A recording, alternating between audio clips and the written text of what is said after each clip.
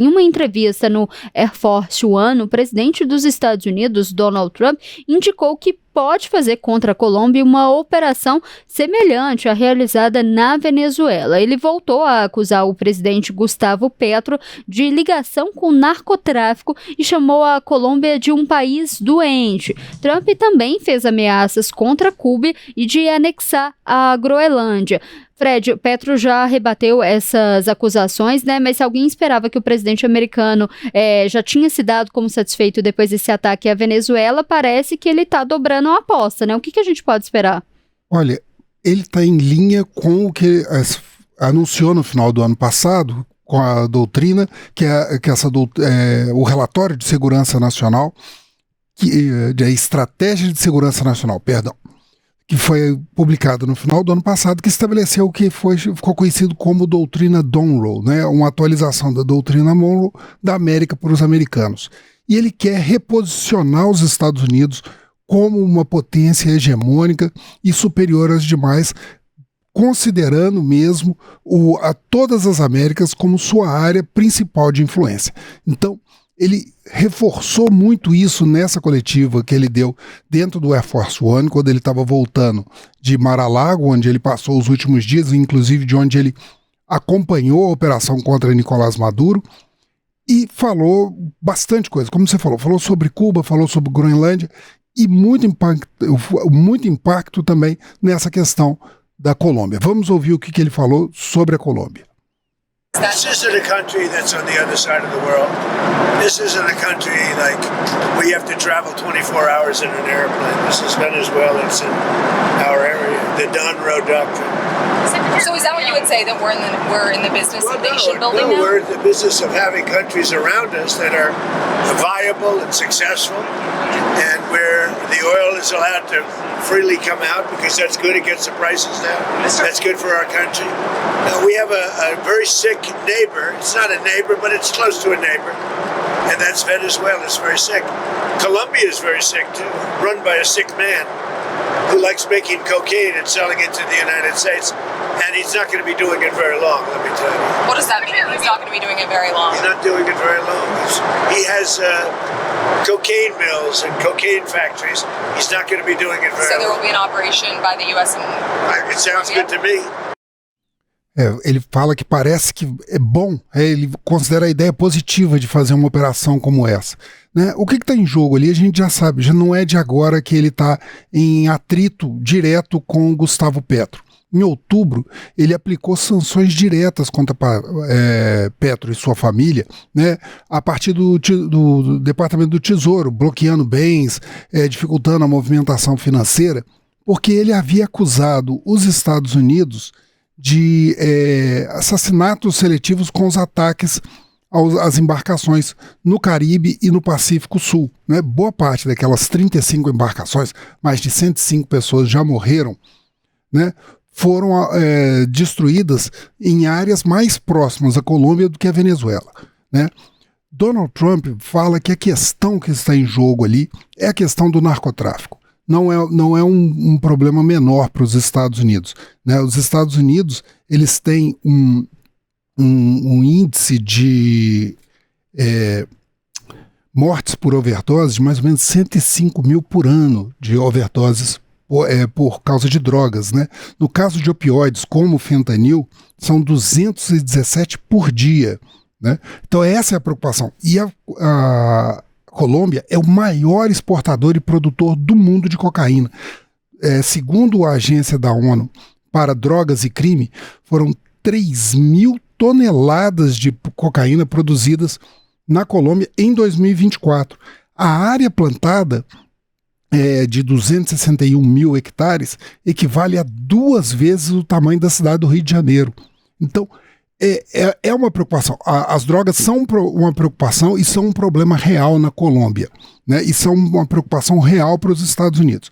Agora, Gustavo Petro, ele se posicionou muito duramente, porque não foi a primeira vez que ele foi atacado. Também na coletiva do secretário de Estado, Marco Rubio, foi falado isso, e ele fez um post longo e apresentou documentos falando sobre as operações, as ações feitas pelo governo colombiano contra o narcotráfico, contra as organizações criminosas e os cartéis, né? Tanto é que a Colômbia também foi a que liderou a apreensão de drogas no ano passado, em 2024, segundo o site Insight Crime. Foram mais de 270 toneladas de drogas, né, de cocaína apreendidas. Você vê que há uma discrepância muito grande entre a produção e a apreensão. Mas é um processo que está encaminhando. E Gustavo Petro, ele está se posicionando muito duramente, muito fortemente, né, dizendo que não há ações judiciais contra ele ligando ao narcotráfico ou nada que o pareça, e ele tem, como ele falou, ele foi muito ativo e ele considera que o Donald Trump tem que esquecer a Colômbia e se concentrar nos problemas dele. Então é isso mais ou menos esse cenário que está se desenhando ali na Colômbia em relação ao Donald Trump.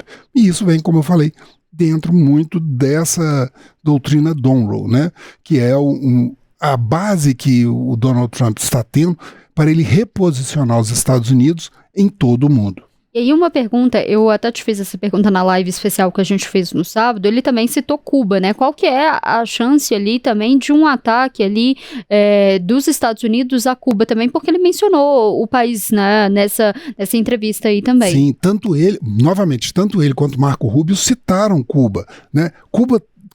Os Estados Unidos e Cuba têm relações estremecidas desde a Revolução Cubana na década de 50. Né? Tanto é que é famosa a questão do bloqueio a Cuba, que asfixia a economia cubana, gera sérios problemas para o desenvolvimento da ilha, mas também é uma preocupação real dos Estados Unidos de ter uma presença de um país que é declaradamente inimigo dele, tão próximo da sua costa ali, da Flórida e de outros estados críticos, né? Na coletiva que ele deu, o Donald Trump ele fala com essa expressão: vai cair de vez em relação ao governo cubano, o governo socialista de Cuba, né? E isso aí também tem algumas coisas que estão no bojo do ataque à Venezuela e a captura de Nicolás Maduro. É porque 32 militares e membros do Ministério do Interior, funcionários do Ministério do Interior de Cuba, eles foram mortos durante o ataque. Segundo os Estados Unidos, a função deles era ser o guarda-costas e também o serviço de contra-inteligência de Nicolás Maduro, porque ele já não confiava tanto no seu círculo interno ali da Venezuela, né, das lideranças venezuelanas. Ele temia que ele fosse vítima de uma tentativa de golpe ou de assassinato, e ele então, segundo as fontes dos Estados Unidos, né, citadas por Marco Rubio, então ele teria se virado para o serviço cubano para protegê-lo. E nesse ataque, 32 cubanos morreram, né, nessa situação. O governo de Cuba negou essas acusações também, disse, e lamentou profundamente um ataque que tenha vitimado cidadãos cubanos. Mas novamente essa questão. Donald Trump, ele quer se cercar, ele está fechando o cerco para que os Estados Unidos possam ter a sua área de influência nas Américas, e ele vai estender um pouco mais o conceito de Américas, né?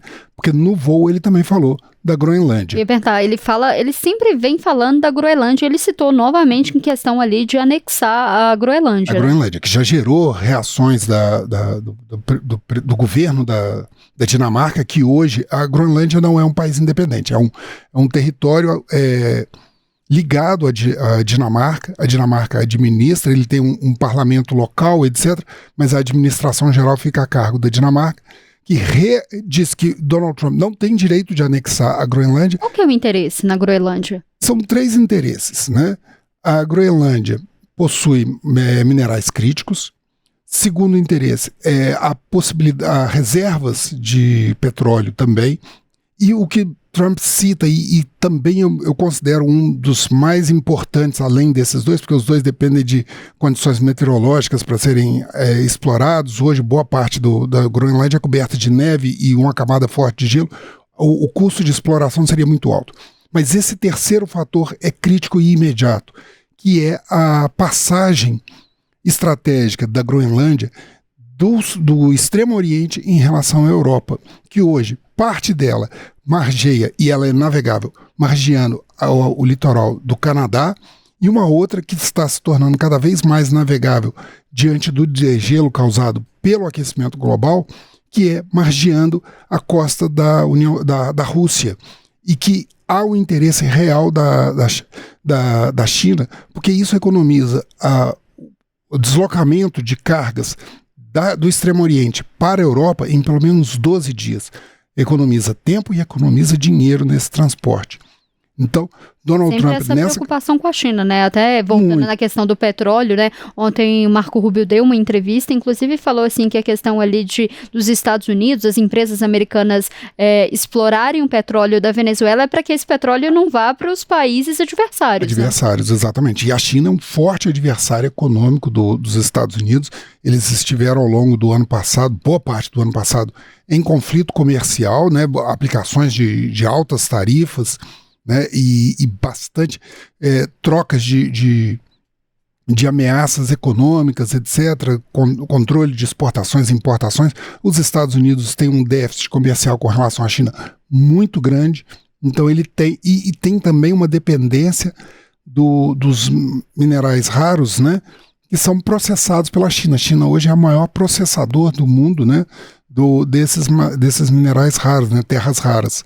Então, que é essencial para essa economia tecnológica, produção de equipamentos eletrônicos, produção de equipamentos militares. Então, é uma questão estratégica para os Estados Unidos. Então, ele realmente se preocupa com isso. Agora, entra em rota de colisão com os interesses da Europa, né, e que ele também, nessa estratégia que eu te falei, né, nesse relatório de estratégia nacional, fala exatamente do problema dessa decadência da Europa. Então, que ele quer fortalecer o hemisfério ocidental, tornar coordenado, liderado pelos Estados Unidos, né, justamente diante desse crescimento dessas duas outras forças, principalmente a China, né, na Ásia, e a Rússia no leste europeu, e um pouco também ali em direção à África e Oriente Médio.